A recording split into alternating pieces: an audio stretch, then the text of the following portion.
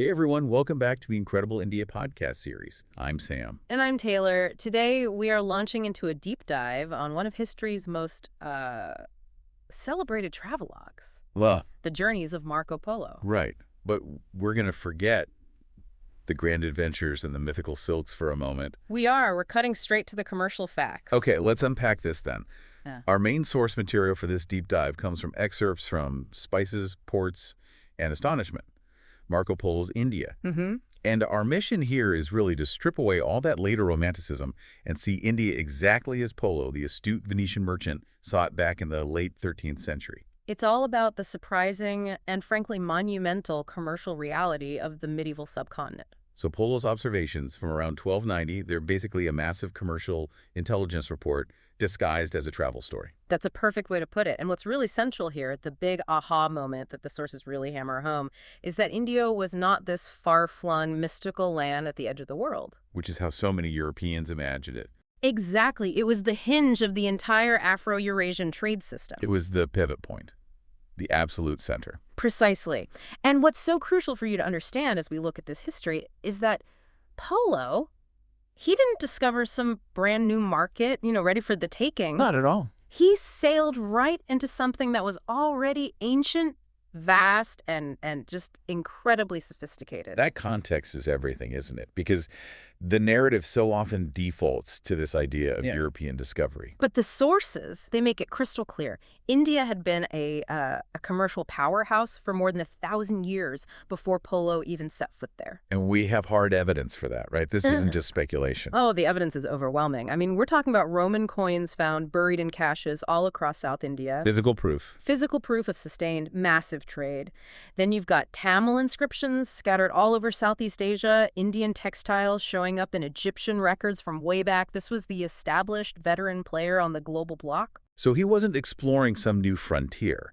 He was scouting a known, functioning, highly competitive market. Yes. And the sources say something fascinating about how he first encountered it. He didn't see it or hear it first. He smelled it. He smelled it. And that detail tells you everything about his focus. The air of the coastal towns, carrying the sharp scent of pepper, the sweetness of cardamom, the pungency of indigo, that was commerce.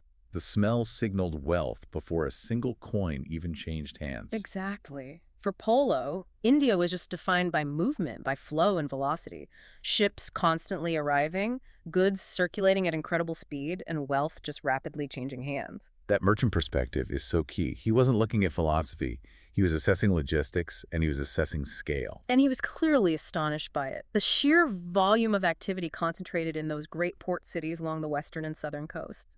It just blew his mind. He was basically observing a fully integrated global network in relentless action. He was. And historical geographers, when they match his descriptions with other sources, they generally pinpoint these centers as places like Calicut, which is modern Kozhikode, and Kollam, now Kollam. And the towns along the Coromandel coast. And all along the Coromandel coast. Okay, so for anyone less familiar with the geography, can you quickly orient us? What's the difference between the Malabar and Coromandel coasts? Absolutely. So think of the Malabar coast as the southwest flank of the peninsula. It's lush, it gets hit by the monsoon first, and that's where the spices grow. Okay. The Coromandel coast, on the other hand, is the southeastern shore. And that was the primary hub for India's incredible textile production. So Polo saw two distinct but perfectly linked economic engines just operating at full tilt. At full tilt. And what made them so perpetually active was their global reach. These ports weren't just, trading with their neighbors. Right. They were receiving massive vessels dhows from Arabia and junks from China, from Persia, East Africa, Southeast Asia. And this isn't just Polo's word for it. It's been confirmed. It's confirmed. Maritime archaeology and other travelers like Ibn Battuta, they all say the same thing. These were hyper-connected, major international transshipment points running like a 204-feet global exchange for centuries. Okay, so let's follow that money trail. Let's talk about the actual commodities, starting with the one that really defined the Malabar coast. Black pepper. Pepper just completely dominates his narrative, and you can see why. For a merchant, it was everything. But if you connect that to the demand side in the medieval economy, pepper was essential. It wasn't just a luxury. No, not at all. Yes, it preserved food, it masked spoilage, which was a huge deal. But beyond that, just possessing pepper, It symbolized serious, non-negotiable wealth in any European household. It was the ultimate status symbol. It really was. It was Yeah. basically edible, portable gold. And the sources emphasize that India wasn't just where pepper happened to grow. No, India controlled the entire value chain, the sophisticated cultivation, the processing, the drying, the crucial export infrastructure, all of it. Kozhikode in particular is highlighted again and again as the historic capital of the pepper trade. That control gave them tremendous economic leverage. Huge leverage. They dictated the terms of trade for a commodity that virtually every major power center from the Mediterranean to the Mongol courts desperately wanted. If India sneezed, the spice market caught a cold. But Polo wasn't only focused on spice. He saved some of his most astonished writing for textiles. He did. He wrote extensively about cotton cloth, and specifically its incredible fineness.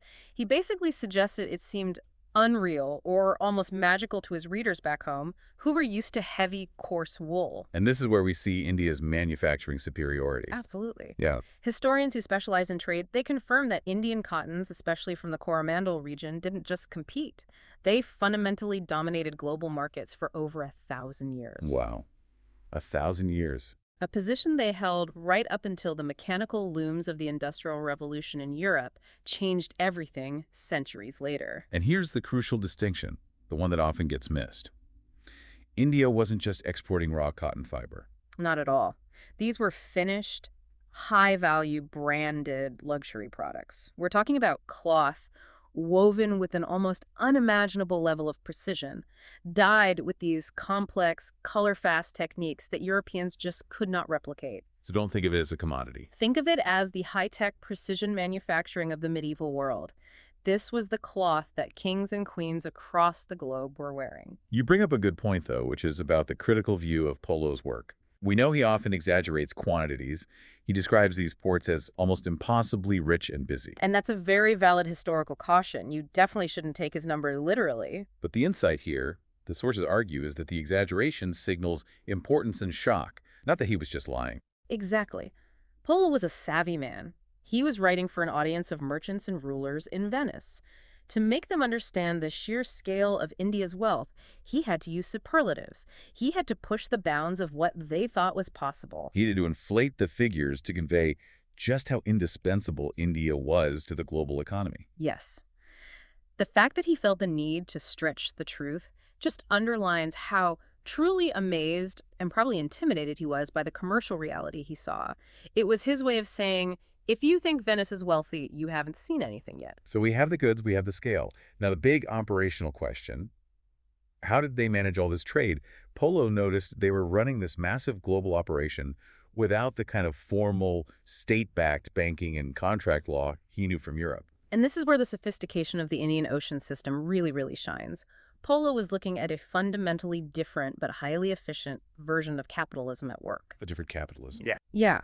Indian merchants operated under these incredibly sophisticated norms governed by social trust, credit, and contract enforcement that were all managed by internal networks. So how did that trust actually work, without a state judiciary to enforce every single deal? It relied heavily on social and communal capital. You had powerful established guilds, intricate family networks, shared religious ethics, all providing a framework for reliability. For instance, historians talk about systems like the hundi. The hundi. It was essentially an indigenous bill of exchange. A merchant could deposit money in one Indian city and based purely on a written note of credit, backed by his family's reputation. He could withdraw it in another port thousands of miles away, maybe even in Persia. So payment was guaranteed by reputation, not just a document. Precisely. It's a structure built on reliability over generations, which makes the system incredibly resilient. A merchant who defaulted wasn't just breaking a contract, he was ruining his family's name for generations across vast trading territories. That's a much bigger deterrent than a fine. It's a huge deterrent. It was a version of capitalism perfectly adapted to long-distance, high-risk maritime trade. And speaking of maritime trade, the whole thing was dictated by something totally natural. The wind. The monsoon winds. Polo was careful to observe the shipbuilding techniques, and he noted how the vessels were specifically designed for these reliable, seasonal winds. It's a beautiful connection between nature and economics, isn't it? It really is. The trade didn't follow the orders of some distant emperor. It followed the precise, predictable rhythm of the winds. The Malabar coast ports weren't just independent stops.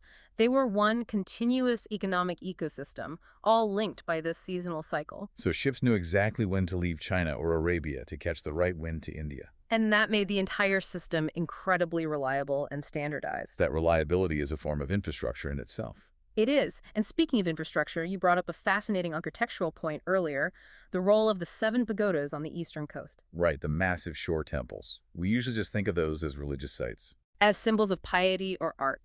But these specific prominent structures, often associated with Mahabalipuram on the Coromandel coast, they served a profound commercial and navigational purpose. They were landmarks. They were monumental landmarks. Their sheer height and distinctive shape made them the equivalent of massive permanent navigational markers for traders. So they were basically ancient lighthouses made of carved stone. That's a great way to think of it.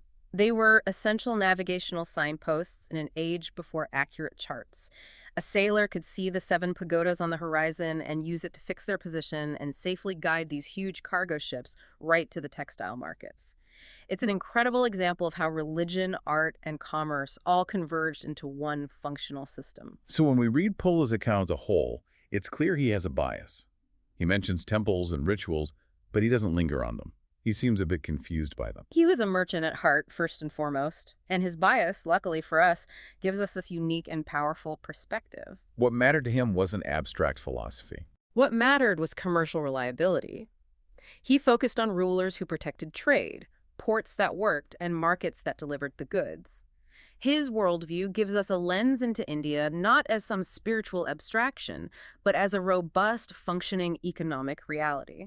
And that reality of India being at the very center of global circulation is confirmed by pretty much every other contemporary source, whether Arab, Persian, or Chinese. Absolutely. His details might be fuzzy sometimes, but his central orientation holds firm. India was truly indispensable, and that long-term economic importance fundamentally shaped the culture of its coastal regions. The legacy of that isn't just a dusty historical fact either. You can see it today. The source talks about the aftershocks you see in a place like Kerala. That's such a powerful way to describe it. I mean, if you travel through coastal Kerala, you find synagogues, mosques, ancient churches, and temples all literally within walking distance of each other. The culture itself is just inherently outward-facing. It is. The global arrived there very early, centuries before the European colonial age, and it never really left. India wasn't waiting for outsiders to globalize it. It was already the center, running its own sophisticated system built on spices, textiles, and trust. So, to synthesize this deep dive, Polo's true contribution wasn't perfect accuracy in every single detail. No. It was accuracy in his overall orientation. He correctly placed India at the center of global circulation where it belonged, instead of at some mysterious margin. He was essentially drawing at the first modern map of the interconnected global economy, and India was the sun that economy revolved around. That's the definitive takeaway. It is. The astonishing power of India's ancient trading system, driven not by imperial force or centralized banking, but by sophisticated trust networks, luxury goods, and the logic of the monsoon, it's a profound testament to long-term commercial resilience. Which leaves us with a final question for you to mull over. What does the resilience of these ancient systems, driven by relationships and predictability, tell us about our own complex and often very fragile modern global supply chains? Something to think about. Indeed. If you decide to travel to India, we have a recommendation. 5 Senses Tours organizes tours across India, which are immersive cultural experiences. You can email contact@fivesensestours.com. Note 5 is written as a numeral in contact@fivesensestours.com, or WhatsApp to +919 845 677 446.